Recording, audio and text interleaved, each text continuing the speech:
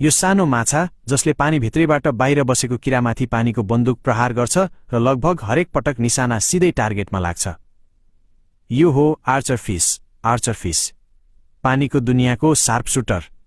तर यो माछाले भौतिक विज्ञान, फिजिक्सको नियम तोडेर निशाना कसरी लगाउँछ त? आउनुहोस्, जानौं यस स्नाइपर माछाका रहस्यहरू।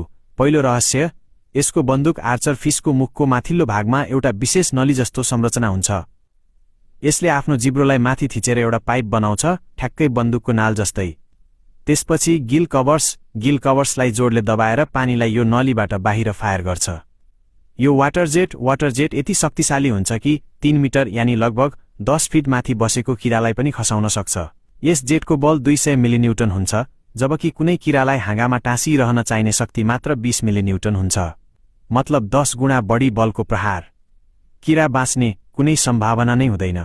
दोस्रो रहस्य, प्रकाशको अपवर्तन, रिफ्र्याक्सन। पानीभित्रबाट बाहिर हेर्दा प्रकाश मोडिने हुनाले किरा जहाँ छ त्यहाँ देखिँदैन, रिफ्र्याक्सन। तर आर्चर फिसलाई यो कुरा राम्ररी थाहा हुन्छ।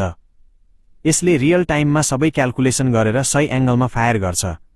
अचम्मको कुरा त के भने, हरेक पटक एंगल बदलिन्छ, दूरी बदलिन्छ र किरा पनि हलिरहेको हुन्छ, तैपनि यसको निशाना चुक्दैन।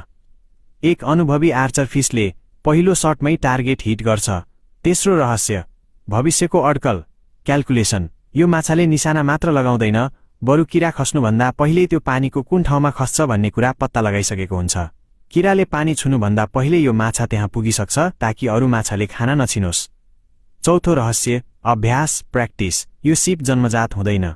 सानो आर्चर फिसले सुरुमा धेरै पटक निशाना मिस गर्छ, अभ्यास गर्छ, गल्तीबाट सिक्छ र बिस्तारै शार्प सुटर बन्छ। वैज्ञानिकहरू यसलाई मोटर एडाप्टेसन भन्छन्। ठ्याक्कै यही प्रक्रिया मानिसको दिमागमा पनि हुन्छ जब हामी कुनै नयाँ सिप सिक्छौं। यसको अर्थ यो सानो माछाको दिमागले फिजिक्स, अप्टिक्स, ग्राभिटी र फ्लुइड डायनामिक्स सबैलाई एकैसाथ रियल टाइममा प्रोसेस गर्छ। प्रकृतिमा सबैभन्दा खतरनाक शिकारी त्यो होइन जो सबैभन्दा बलियो छ, बरु त्यो हो जो सबैभन्दा स्मार्ट छ।